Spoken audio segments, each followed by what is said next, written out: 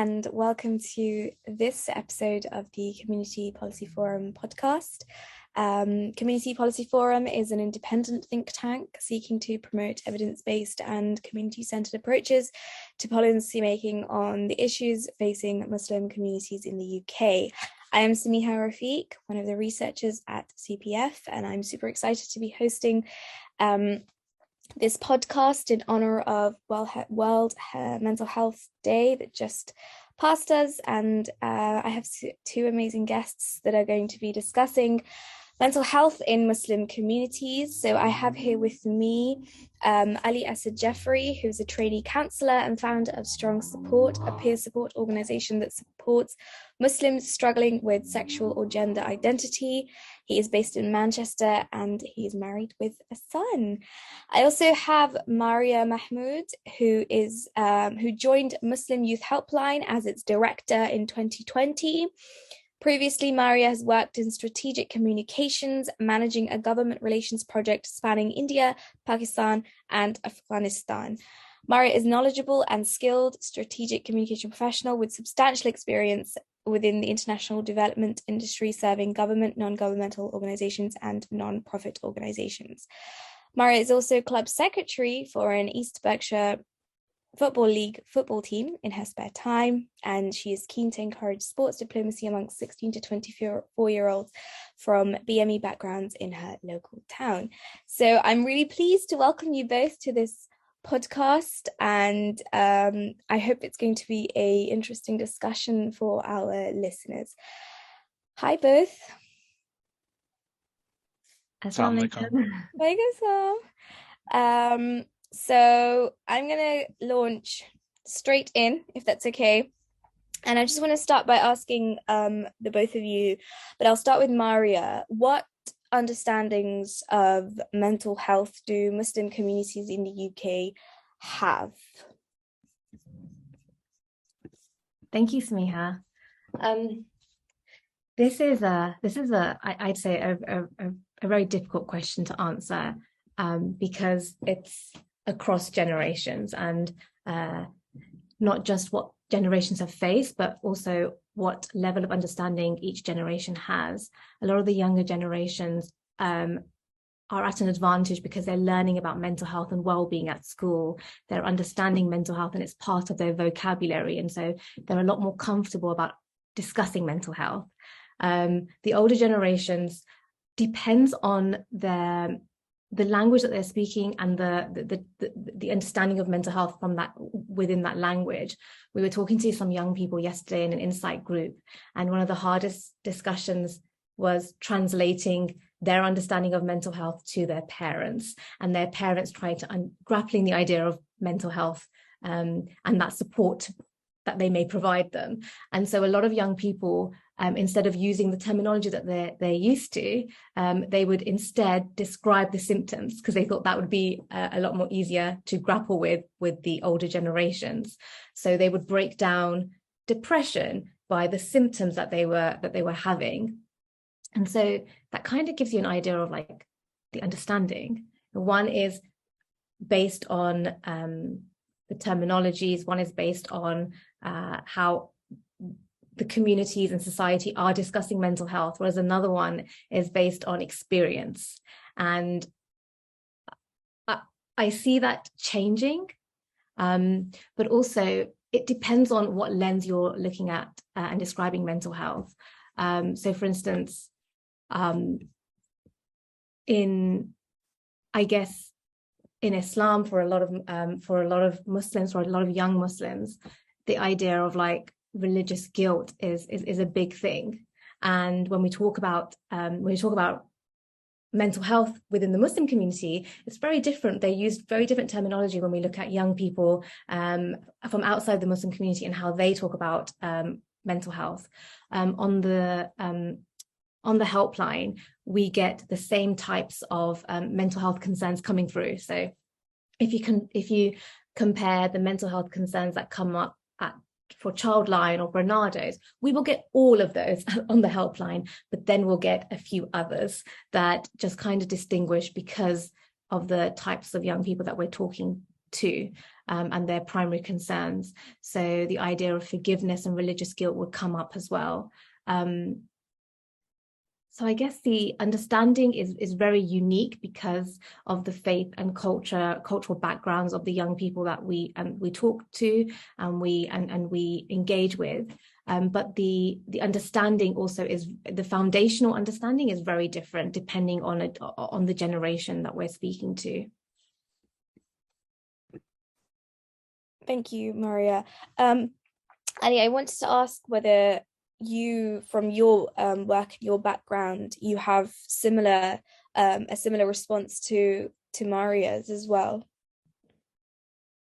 Yeah, I agree with Maria in terms of its population base, in terms of what understanding is. So as Maria mentions, the parental gap between the older generation and the younger generation.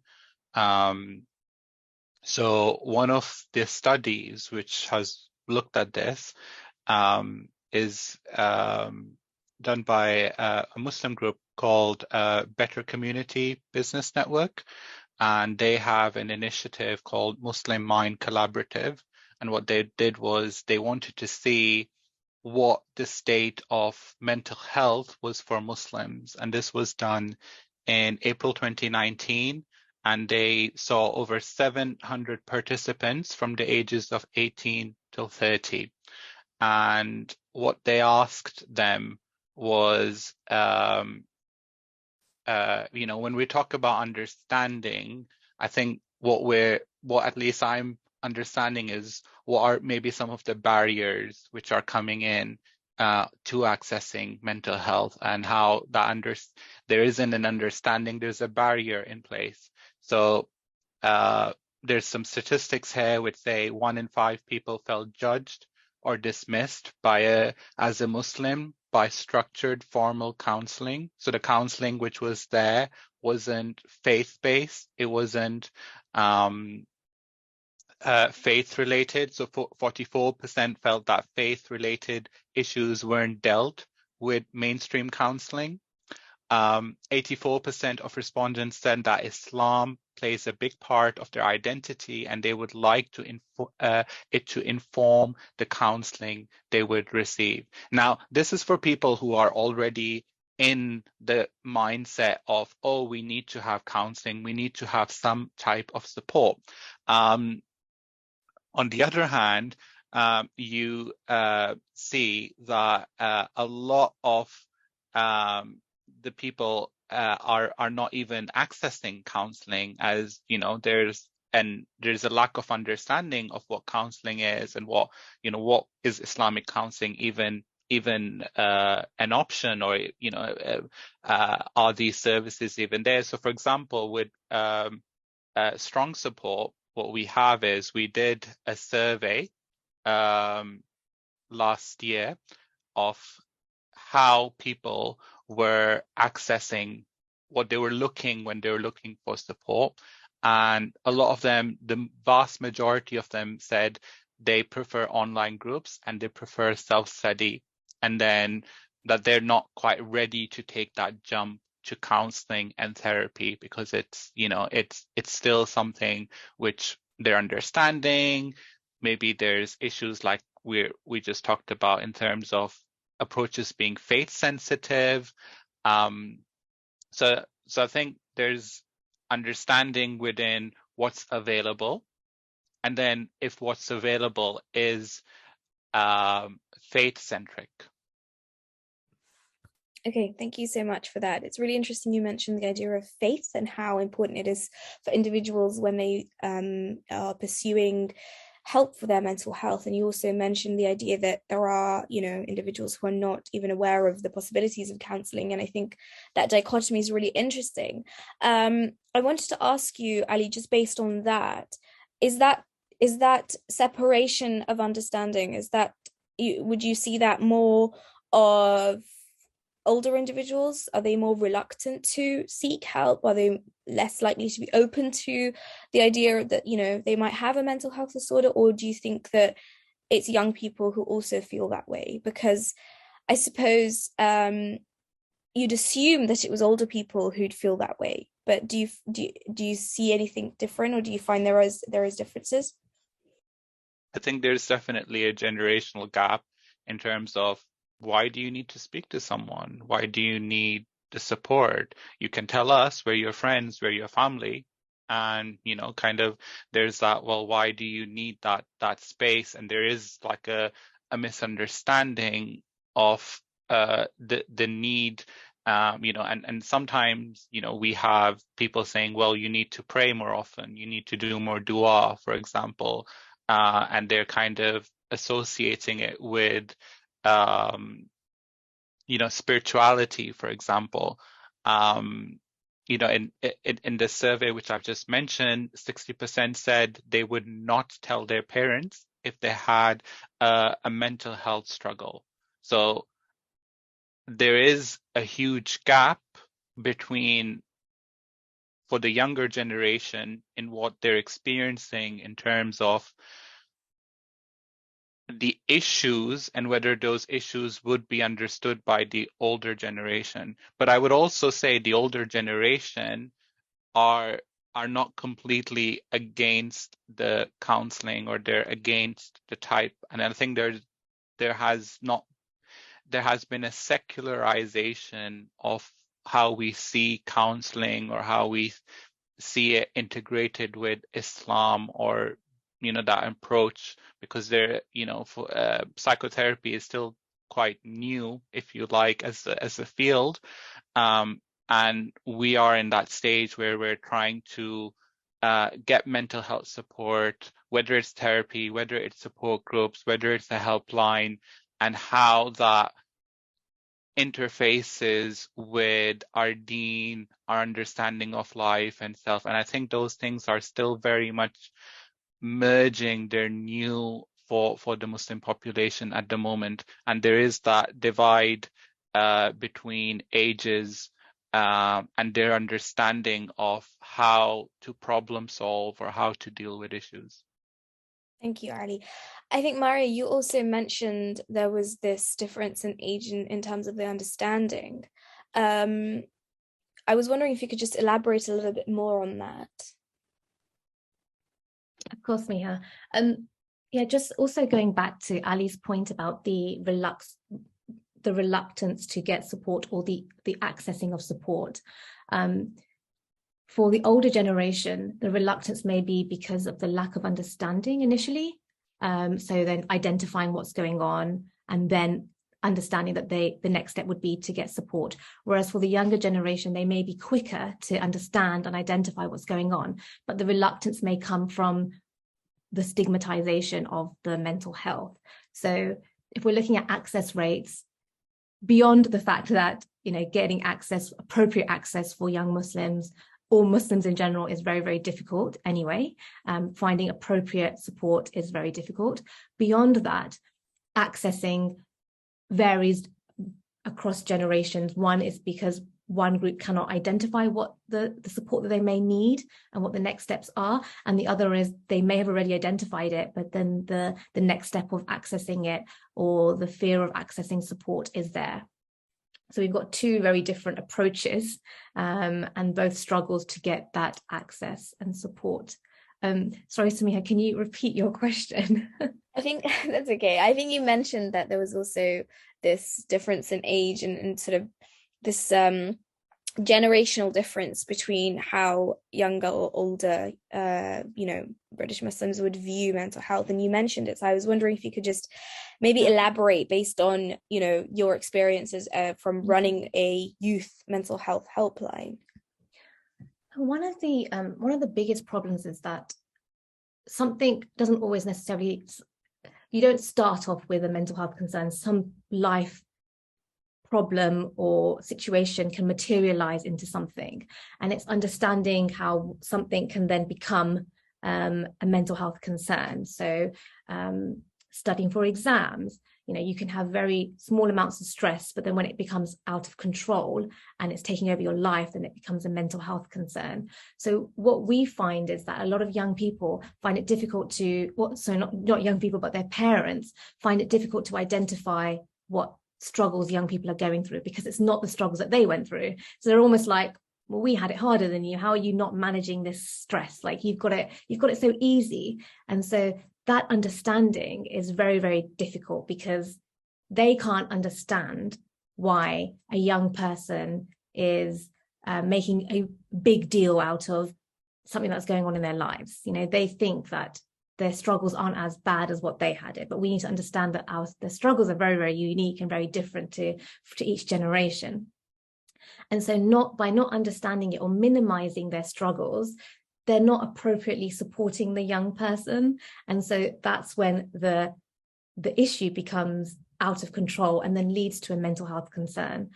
A lot of young people say that the point where their parents did intervene wasn't because the young person had that first one-off conversation with their parent to kind of to highlight what was going on in their lives, whereas actually when it got to a real big concern to the point where they would have to be hospitalized, or in front of their parents they were having an episode of some sort, and it happened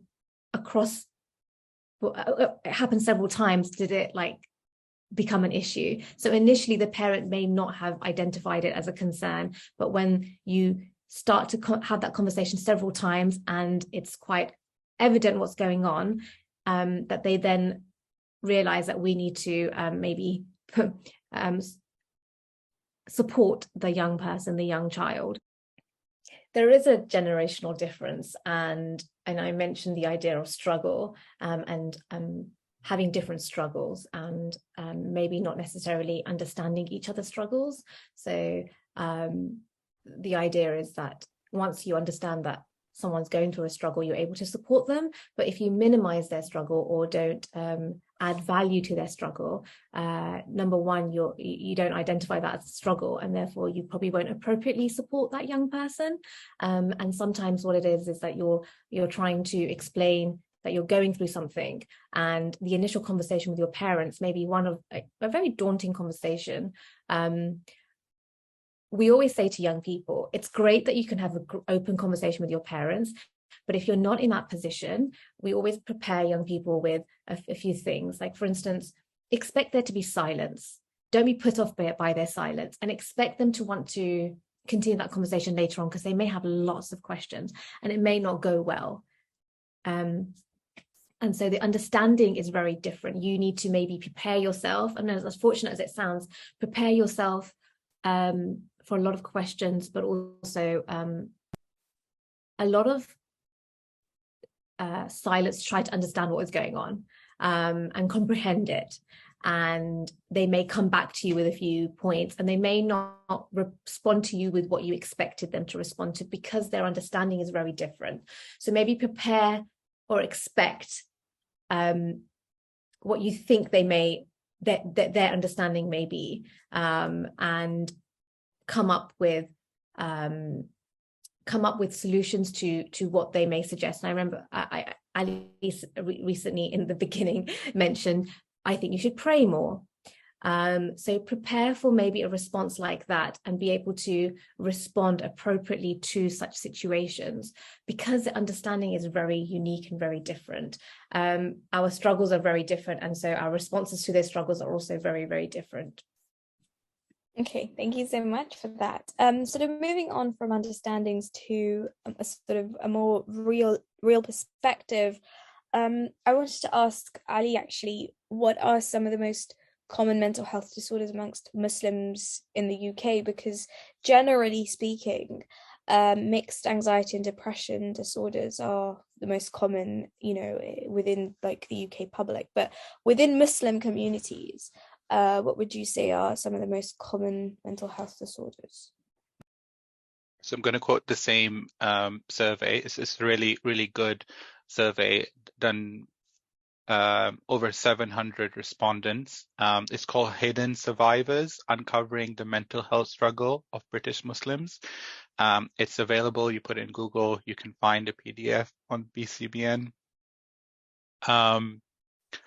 Obviously, the ones is the same as the general population. So what you find is Anxiety comes at top. Anxiety, 54% said anxiety was the most common issue, followed by depression, 49%, and stress as well, 49%, as well as what Sister Maria was talking about in terms of the stress of the issue.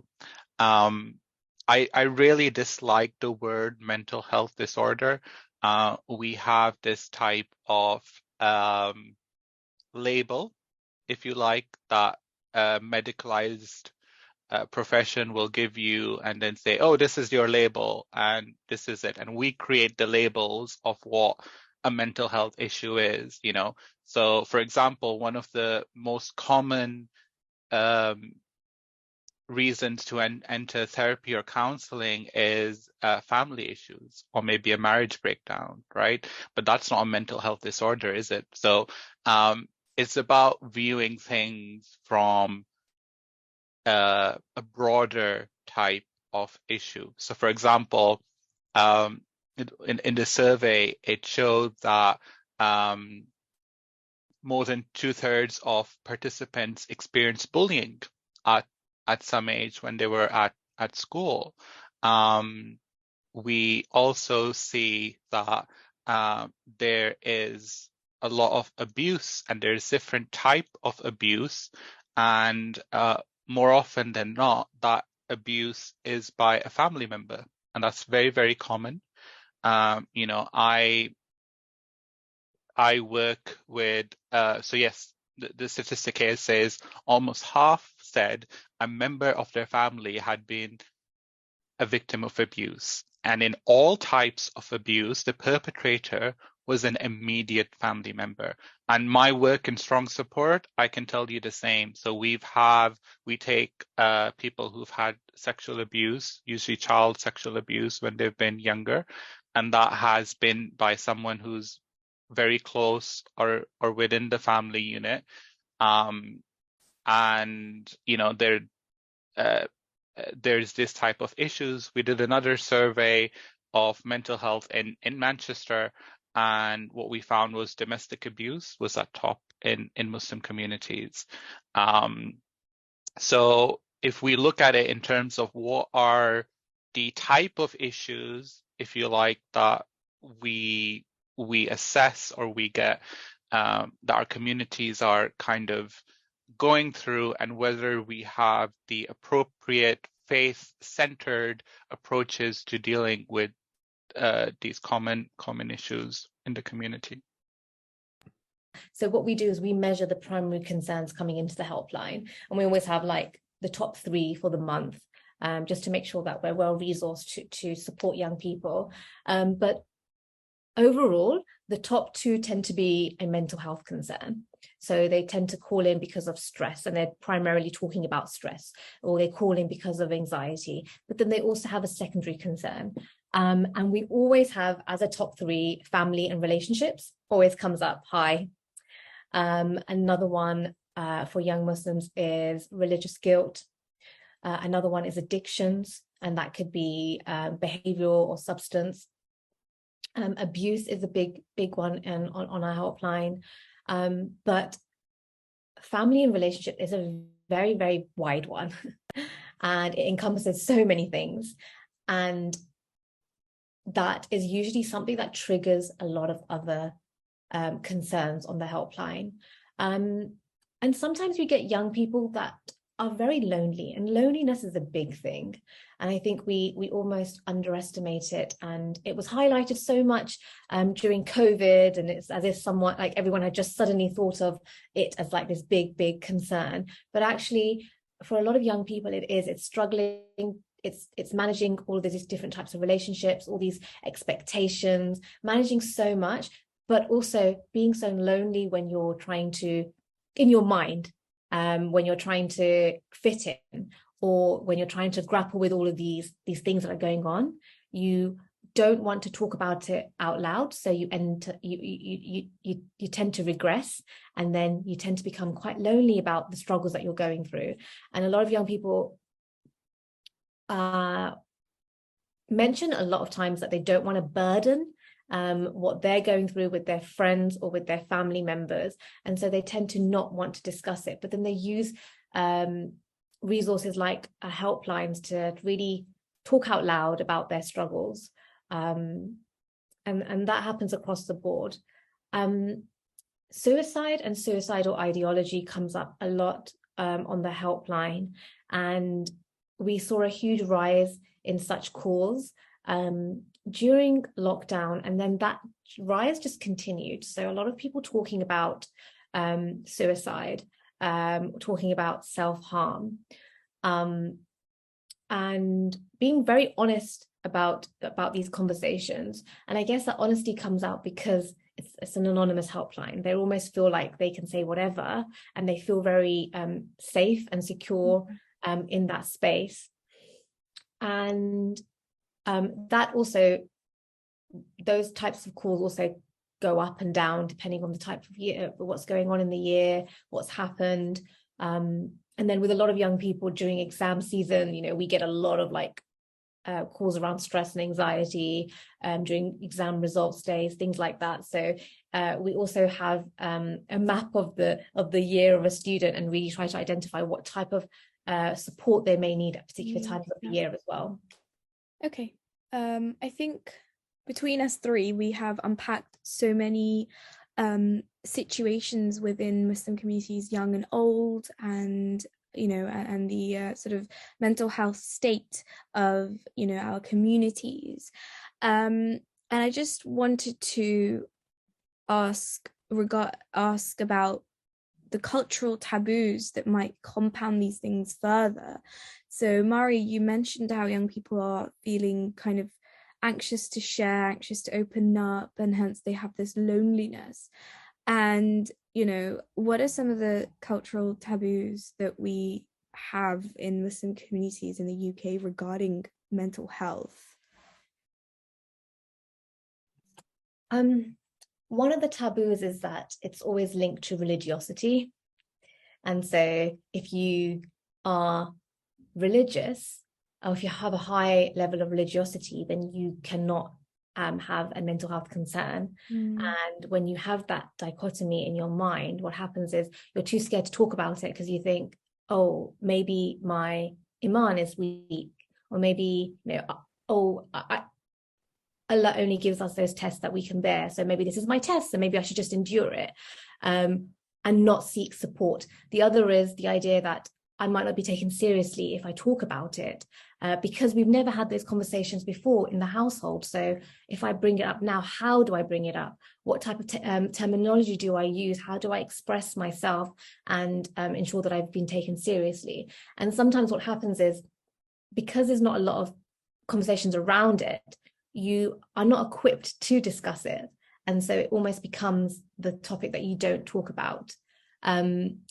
Because you've not seen other people in your family experience it, in some examples, not necessarily all, but some examples, you may not have seen it being experienced by someone else. It's always also the unknown.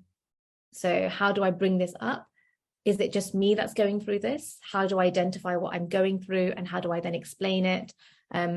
Sometimes the initial conversation isn't a positive conversation, and so then you just not bring it up again. You decide not to bring it up again. Those are some of the taboos in the community, and also how we've reacted to mental health previously. Maybe in your family setting, maybe if you've had an example of someone else having a mental health concern, the experience that they've gone through can really hinder the way you express your concern or ask for or seek help.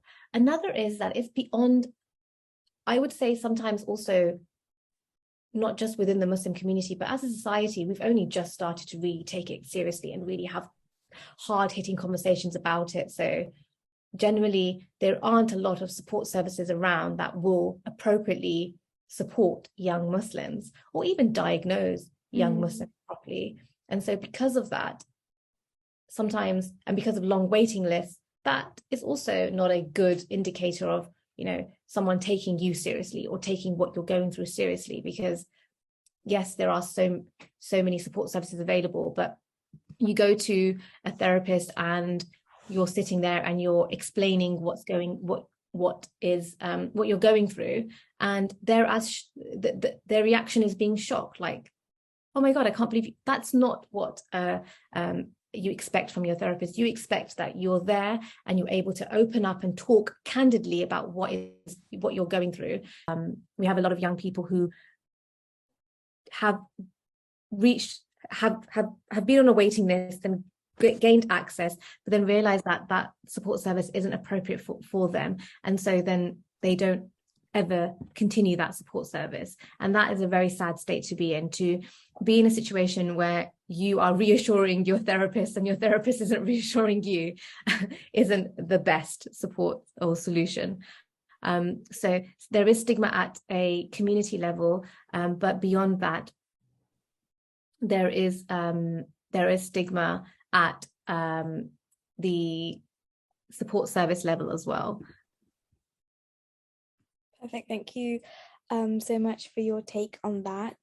I'm going to move on to the next question that I really want to gauge both of your responses on, if that's okay.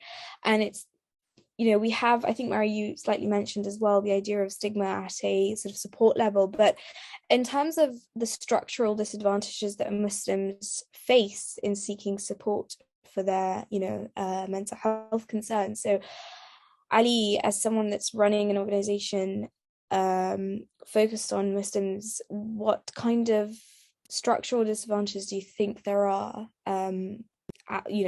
out there when Muslims want to seek support? Yeah, no, very, very good question. Well, we were created because of a structural disadvantage. We talk about intersectionality in diversity. So we talk about faith and LGBTQ, for example, and we don't realize there's an intersectionality between the two. So you will have Muslims who are experiencing same-sex attraction, we call it same-sex lust, and yet they don't see it as an identity. They see it as an experience and they don't identify with it. Neither do they identify as heterosexual or that label of heterosexuality.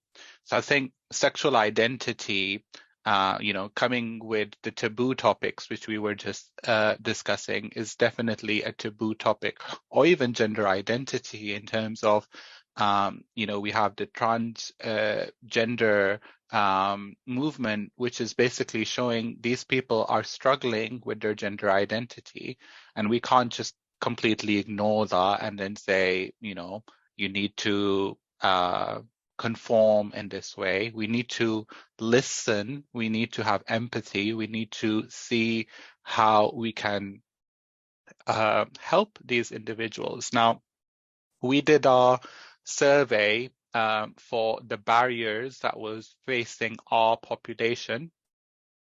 And the top barrier, which Maria mentioned over and over again, and this is the topmost issue and has nothing to do with a structural inequality, is religious guilt, right? So the topmost thing was fear of exposure to parents, family, and community. That was the biggest barrier that kept people from discussing this. Then the second was lack of awareness of available support, and then lack of access to appropriate support, and then lack of access to counseling and therapy. So the first, elephant in the room is the religious guilt. Oh, I can't even talk about my sexuality. I can't even talk about my gender identity. I can't even discuss these things. And then the structural inequality comes afterwards in terms of available support, which, as we mentioned earlier, is faith-centric, is aligned with the values and the beliefs of the individual. This is very important as well as the individual, how they see God centricity, how they see their value system, and how we can support them with that in the support that we're providing. Now, in terms of a structural inequality, I can tell you that with sexuality and gender, when I was trying to look for help, there was nothing. There was absolutely nothing within the Muslim community. And I think it's really important, whereas if there's Muslims watching, or listening to this, and they are experiencing a structural inequality within mental health, is that we raise it, we come forward and we do something about that. Because if you're experiencing a structural inequality, it's very likely other people are going to be experiencing something else. I went through therapy where I was told, you have a mantra in your head, or it was very directive. It was saying what you're thinking is wrong. Have you tried pink therapy? And I was like, well, this isn't what I want. This isn't the direction I want to be going in. I want somebody who I can openly discuss with what the issues are. And they didn't want to hear it. They didn't want to hear my perspective. They didn't want to hear my view. And the actual issue which I entered counseling on, the therapist said, actually, I can't continue with these sessions. And it was quite, the experience itself was quite traumatic for me. Why? Because it will basically, they don't understand the intersectionality between faith and LGBT, right? There's people who, especially Muslims, who are the big majority who are struggling. They don't know where to go to. They don't know where the appropriate support lies. And if they call the NHS, or if they call Gallup or one of these helplines, they're not going to offer them the understanding that they need. Don't get me wrong, we get people who identify as LGBTQ to access our services, and we say we're here to support, and we will then direct them on to the services which are most appropriate to them. But what the structural inequality with us is, if someone rings one of these NHS Gallup services, they won't then say, oh, you're Muslim, go to Muslim Youth Helpline or go to these services. There's a structural inequality that the places where you expect to get help and expect the triage to then take you to a faith-centric view, if that's what the individual wants, those referral pathways are not there, So that is the structural inequality, where even if we had the support systems, the existing structure does not align them to us. And that's one of the, as leaders, one of the things that we have to do is work with the existing structures, educate them about diversity. When people talk about diversity, they only talk about very specific things, right? We need to open up what diversity actually means when they talk about diversity, and saying, okay, these are the support services for people who want to be going down that pathway and they want to be doing that support.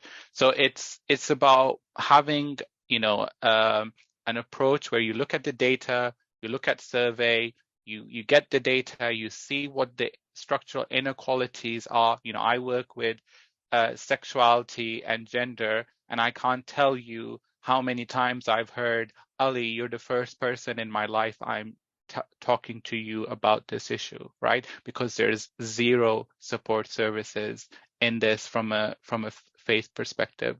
So then we have to look at the data, look at what is actually happening, and then seeing where we can address these structural inequalities. Thank you so much for that very thorough perspective on the structural inequalities that face Muslims when they're seeking help for their mental health concerns. Maria, I was wondering if you could also come in and just give your take on this question, please. Yes, sure. Completely echo what Ali has said, and in terms of services, the limited number of trusted and appropriate mental health services and service providers who actually understand the unique needs and experiences of young Muslims.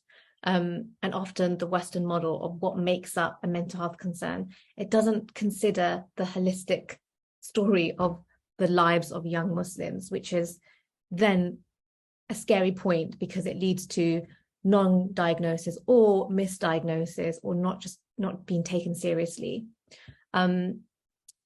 Also the idea that religious concerns, young people are not able to discuss that. And for a lot of young people, whether it's a positive or a negative experience, it shapes a big part of their lives. And if they're not able to use that constructively in a conversation with a support service, it's almost taking away from the support that they may need. And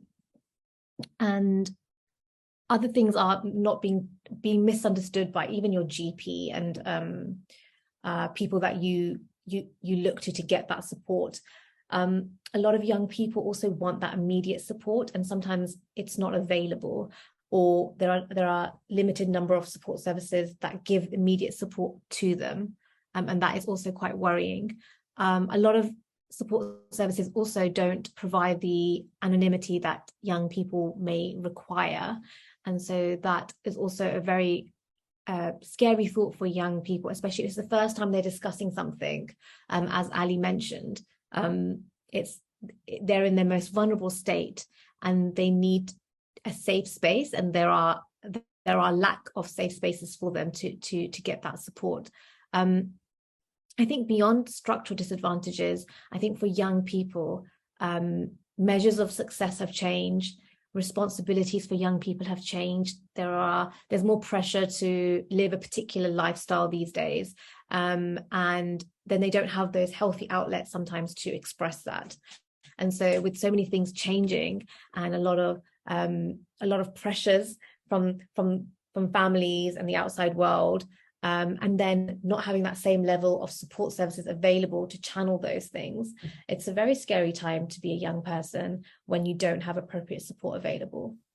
Of course. And I think what we've discussed in this podcast, a lot of it is, it's quite, it may seem that the future of mental health concerns for young Muslims and Muslims in general are quite bleak, and there is a lot of issues that really need to be tackled. But I really want to end this podcast on a positive note, just as, something that gives hope, and to kind of discuss what spaces there are actually for Muslims to seek support, and what work you have both been doing on an individual basis, but also organizational basis, to really provide that space for Muslims to seek support. Mari, if I could just stay with you, just to kind of hear from you on a more positive note, and the future of mental health amongst Muslim communities in the UK. I'm so happy we're ending on a positive note, because there is so much to celebrate. Number one, the fact that Ali is here representing, I'm here representing, but beyond our two faces, there's two organizations that are working very, very hard to support young Muslims, and that is very, very important. We discuss the lack of appropriate spaces available. That's also growing. The idea that there needs to be faith and cultural sensitivity in supporting young Muslims is growing. At MYH, we're expanding our services. Our team is always expanding, and the interest in our service is always growing. We have so much interest from mainstream support services who aren't saying, hey, send a bunch of Muslims that need support our way. They're saying, hey, we recognize the work that you're doing. We understand we can't match that, so we're going to support you in whatever way you need, which is great. And that support is through funding, through learning. We've just done a project with the Mix and Young Minds, and it's led by Muslims. It's not, hey, can we just borrow a few resources? It's let us learn and let us showcase the best way to support young Muslims. And because you know what you're doing, you can lead on that, which is a very big shift in the conversations. And it's great that it's led by young people. And our entire team are young Muslims, whether they have experienced mental health concerns, lived experiences, whatever space they come from. they are growing the team and they're leading such amazing projects and initiatives to make sure that there is appropriate care and safe spaces for young Muslims when they need it, which is the way forward. Thank you so much. Ali, I would love for you to hear from you regarding the a more positive note on mental health in Muslim communities. Yes, no, as Sister Maria just said, that kind of even that we're having this podcast shows the awareness, the understanding, and great work as Sister Maria is doing with Muslim Youth Helpline, which gets a variety of issues that young Muslims are going through with, and on an organizational level, like I mentioned, the Muslim Mind Collaborative, there's so many good organizations like Spirited Minds.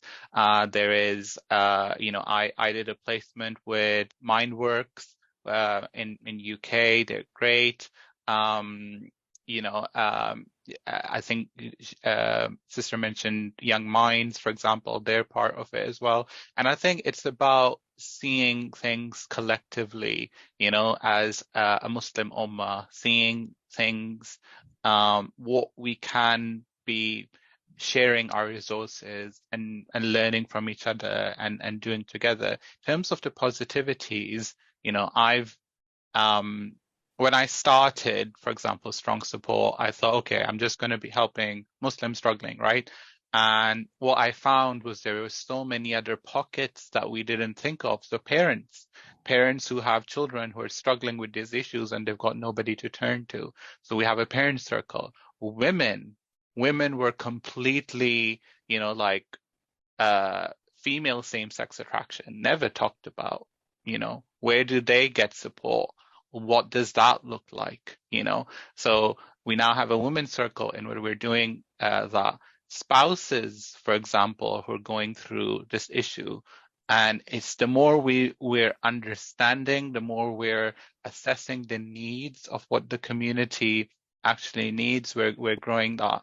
And I've had we have our support circles, and they've been running for 2 years now, and seeing people who've started now and they've got their goals, whether that be becoming married, whether that be finding itminan with their soul, whether it be kind of addressing certain habits and kind of controlling that, and the support that we have seen from other communities. For example, we work with Judeo-Christian, other faith communities, and how they have been very welcoming. They've been sharing their experiences. We've been learning from them in terms of that. And I think just by things like we're having this podcast now, personally seeing a lot of people access to service and giving back the feedback and saying, wow, this is life-changing, or I have discussions here where I could never ever thought I could have in my life, or that this space even existed. We're seeing the change, the slow change of getting rid of the stigma of talking about difficult topics. There's someone who just reached us a month ago, and he was talking about attraction to minors. This is a very stigmatized community. We say, oh, pedophilia, don't go near it. It's a mental disorder, but these people are individuals. The person struggling, where is he going to get help? Are we going to open up conversations? Are we going to allow people to have non-judgmental spaces where they can discuss these issues and discuss really difficult topics which need to be discussed, and having that, and providing that prophetic sunnah where you are listening, you're smiling, you are hearing the individual, you're having the empathy. And I think as mashallah, CPF are doing, bringing awareness to this issue and awareness to kind of difficult topics to the forefront. So inshallah, there's so much to celebrate on the work done by Muslim organizations as a whole. So thank you. Thank you so much, Ali. I think, Mario, you started off answering that question by saying there's so much to celebrate, and we've ended this question by also saying how much there is to celebrate. And there was some wonderful phrases such as, providing spaces that are non-judgmental, sort of, encapsulating the prophetic way of dealing with mental health, and also the idea of listening and of just being there for individuals who need support. I really want to thank both Ali, Jeffrey, and Mary Mahmood for coming on board and for giving us your time and your thoughts. And I sincerely hope that, this podcast opens pathways of conversations for other people. And if you're listening, I hope this has benefited you as much as it has benefited us here, and I've learned so much.